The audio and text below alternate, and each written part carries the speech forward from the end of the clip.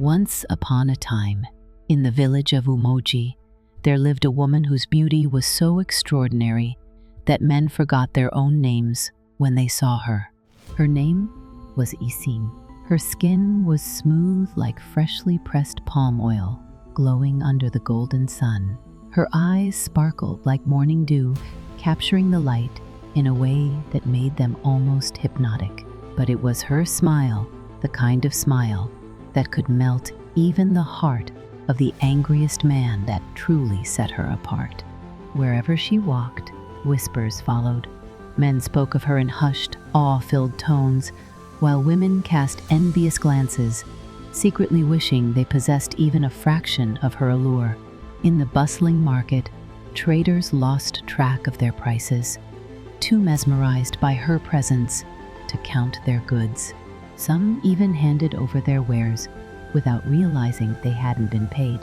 Farmers carrying heavy baskets found themselves stopping mid-step, their burdens forgotten as they gazed at her.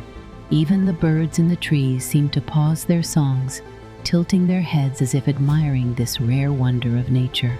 One old woman, who had seen many years and understood the ways of the world, sighed deeply as she watched Isime pass. She shook her head and murmured under her breath, "This kind of beauty is dangerous." But Isime was not just beautiful, she was also wise. She understood the power she held over men, and she knew how to keep them at a distance. With grace and composure, she set a rule that became well known across the village: no touching before marriage. Every man who courted her heard these words, and they respected her for them.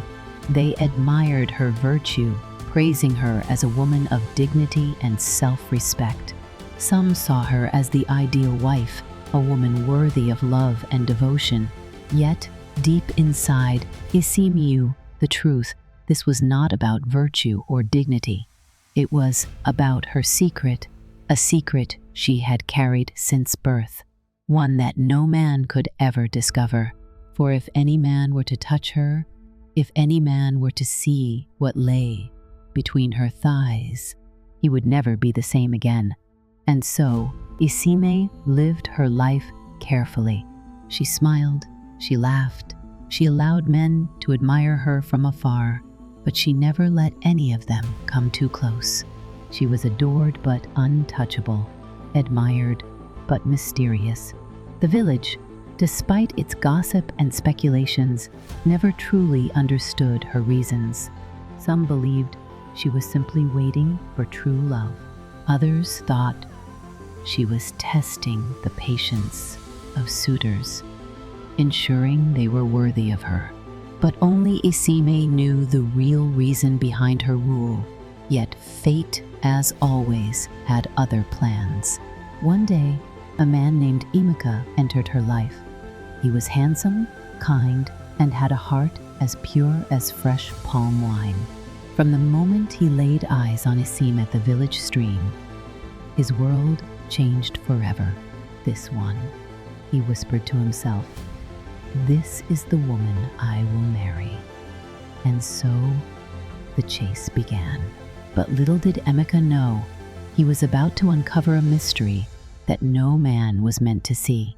Although the men of Umoji admired Isime for her beauty, they respected her even more for her unwavering virtue. She was seen as a woman of rare dignity, one who held herself to high moral standards. Every man who approached her was met with the same firm response: no touching before marriage. And because she repeated these words with grace and conviction, they accepted it without question. To the village, this made her even more desirable. She is not only beautiful, but she is pure, they would say. Men saw her as the ideal wife, one who would bring honor to her husband and dignity to his household.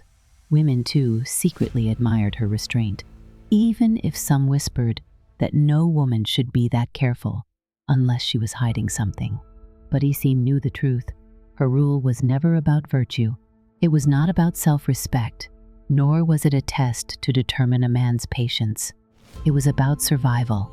She had carried her secret all her life, a burden she did not ask for, but could never escape. From the outside, she looked like every other woman, flawless in form, breathtaking in beauty. But deep within her, something was different, something that no man had ever seen. And she knew that if any man ever touched her, if any man ever discovered the secret between her thighs, he would never be the same again. The thought haunted her. What would happen if a man truly loved her and wanted to be with her? Would he accept her, or would he react in horror?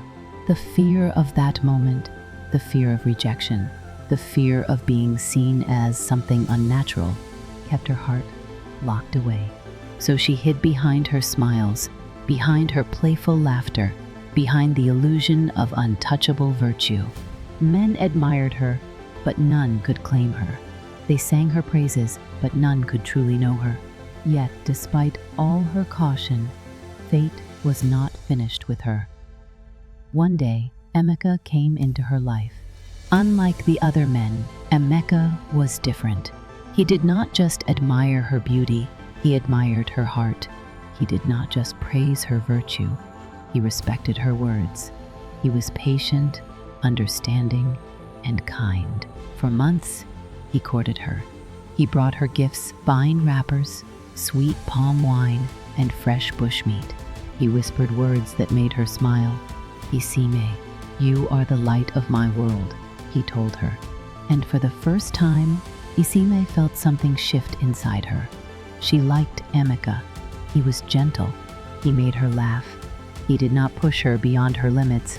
So when he finally knelt before her, asking her to be his wife, she smiled and said, yes. But deep inside, fear gripped her heart. Would her secret remain safe? Or was the night of her wedding the moment she had always dreaded? Isime did not have an answer, but as the village rejoiced, as the drums played and the women danced, she knew that her fate had already been sealed. The village of Umoji erupted in celebration when Isime agreed to marry Emeka. Drums echoed through the air, and the people danced with joy. Even the elders, who had seen countless weddings, admitted that this was one of the grandest ceremonies the village had ever witnessed. Women sang praises of Isime's beauty, and men admired Emeka's fortune in securing such a rare jewel as his wife. Yet, as the sun set and the last candle flickered low, the real night began. Inside their new home, the air was thick with expectation. Emeka held Isime's hands, his voice soft and reassuring. "My love, do not be afraid. You are mine now." Isime's heart pounded. She knew this moment would come. She had prayed it would never arrive, but fate was cruel. She stepped back, forcing a smile. "Perhaps we should rest first," she said, her voice trembling. "We are both tired," Emeka chuckled, shaking his head. "I have waited for this night, my love. I will be gentle." There was no escape. Hesitant, her hands trembling, Isime slowly removed her clothes. The moment Emeka's eyes fell upon her, the room filled with a terrifying scream.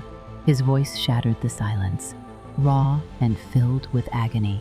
He stumbled backward, clutching his face. "My eyes, my eyes," he cried.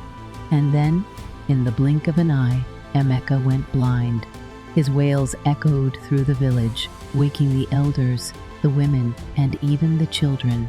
People rushed into the house, their faces filled with confusion and fear. "What happened?" they asked.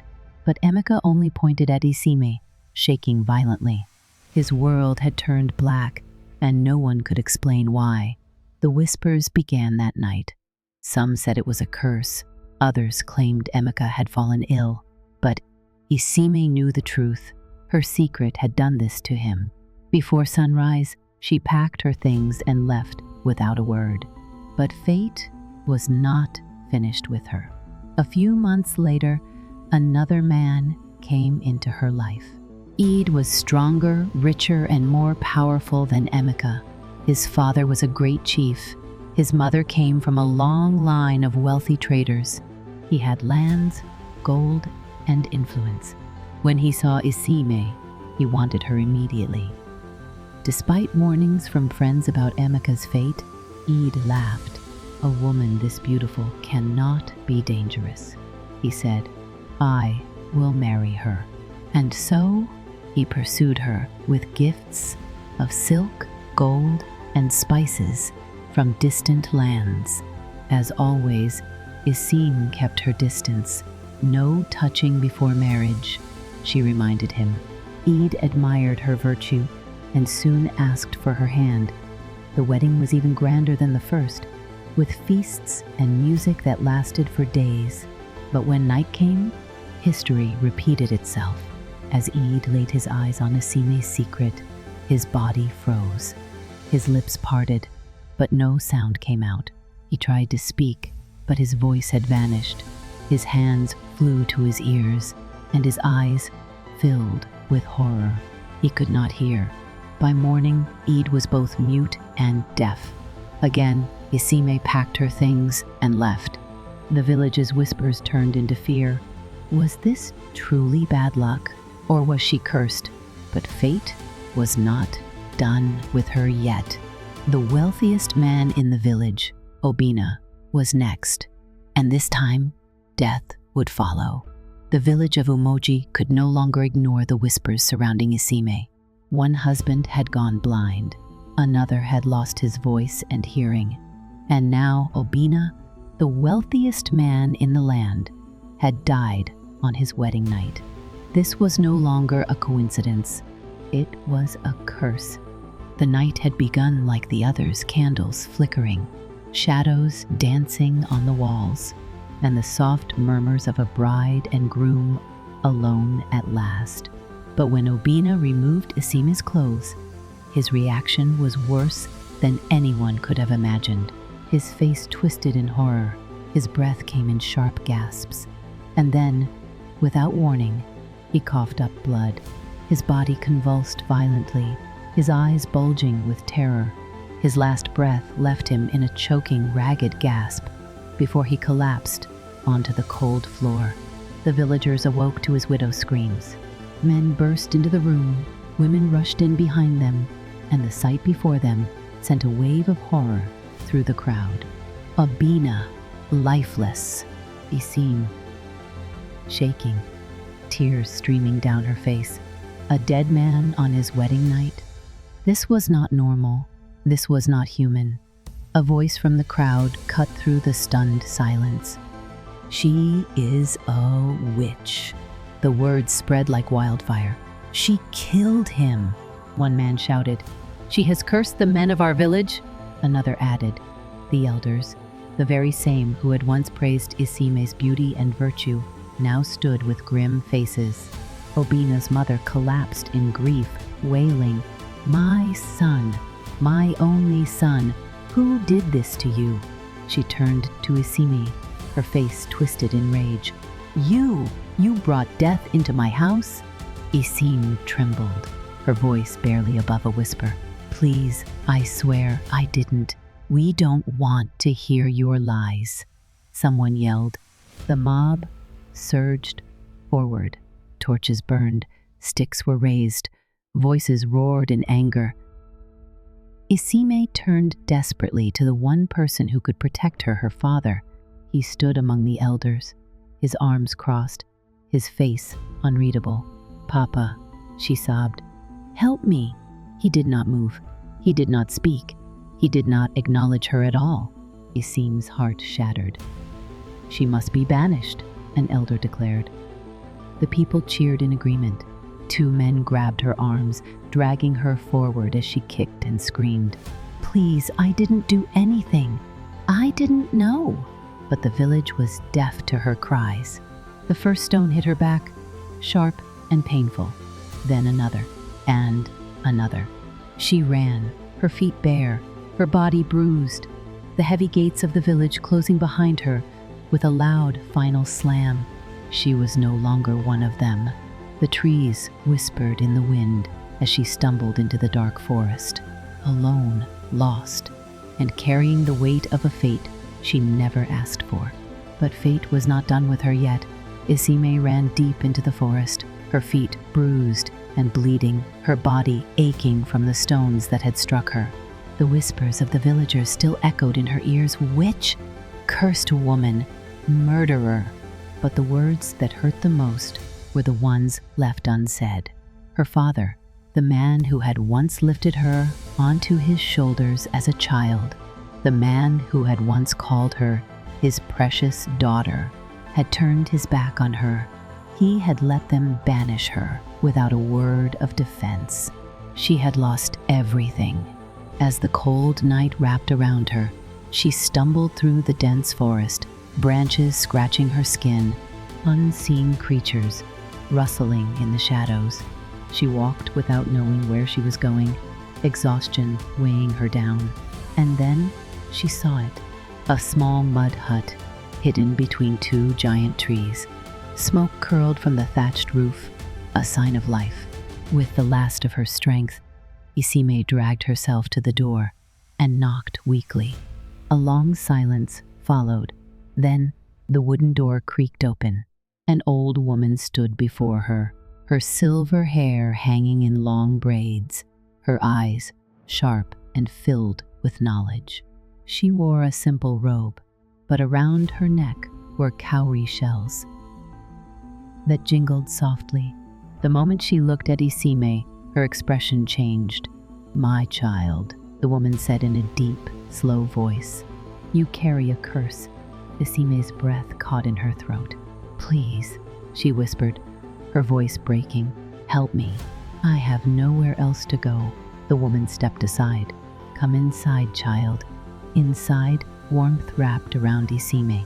A small fire burned in the corner, casting flickering shadows across the walls. The air was thick with the scent of herbs, and bundles of dried plants hung from the ceiling. The woman handed Isime a wooden bowl of hot soup. "Eat. You need strength." Isime did not hesitate. The hot liquid burned down her throat, but she welcomed the warmth. When she was finished, the old woman sat across from her, never breaking eye contact. "Tell me everything," she said. And so, Isime told her everything.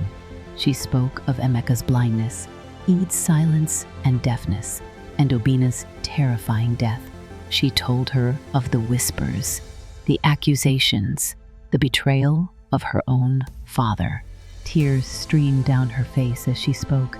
"I didn't know," she sobbed. "I never knew." The old woman nodded slowly. Then she leaned forward, placing her hands on Isime's forehead. She closed her eyes and whispered words too soft for Isime. The air in the hut became still.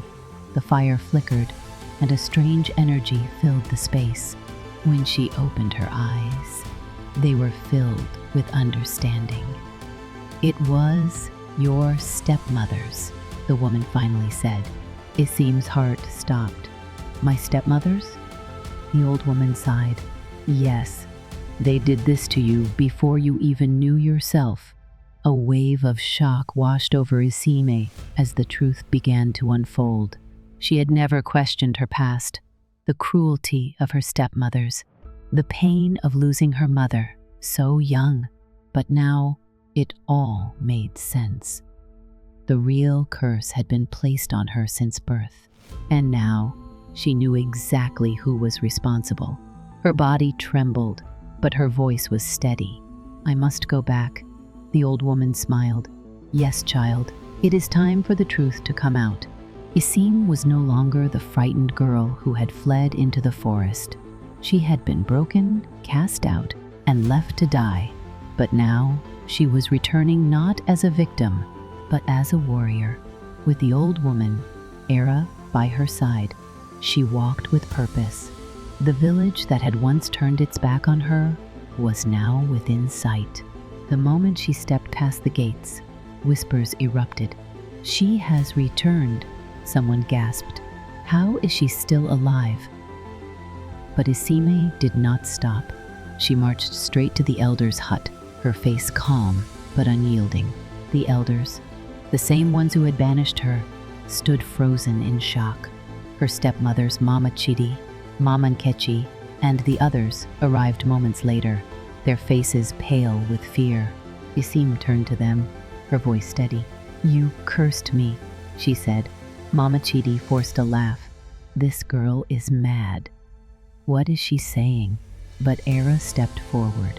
She reached into her pouch, revealing a small bag of black powder, the same cursed substance used on Isime as a child. The village gasped.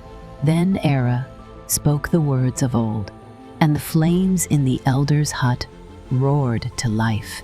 Mama Chidi collapsed to the ground, convulsing. The elders turned to her, horror in their eyes. "You did this to a child?" one whispered.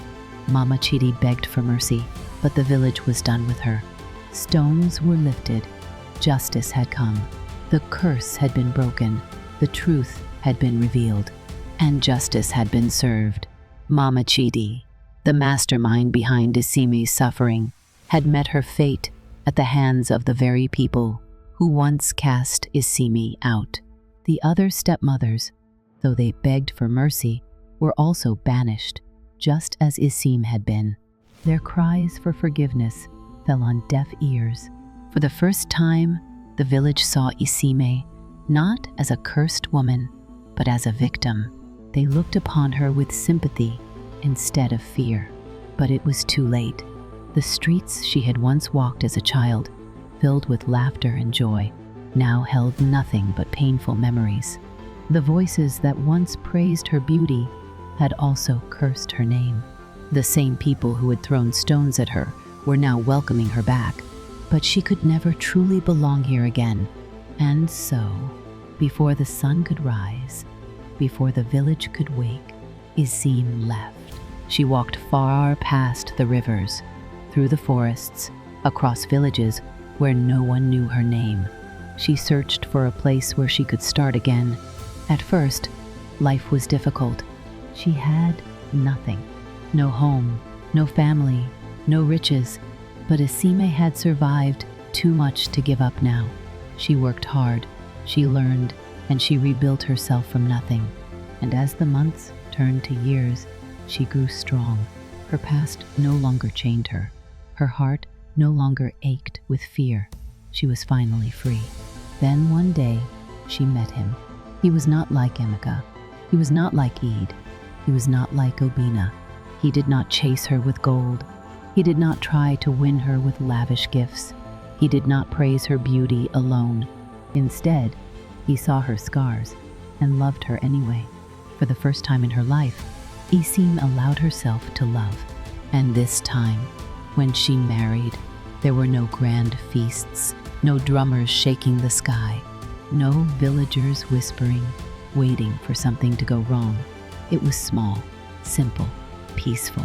And on their wedding night, when she removed her clothes, nothing happened. No blindness, no silence, no death. For the first time, she was truly free. Months passed, and then came the day that changed everything. Isime cried out as the midwives surrounded her, their hands warm, their voices soothing. "Push, Isime, push." She had never known pain like this, but she had also never known joy like this. And when it was over, when the cries of her newborns filled the air, the midwives gasped. Isime had given birth to 4 children, 2 boys and 2 girls. She held them close, tears slipping down her face. She had lost so much, but in the end, she had won.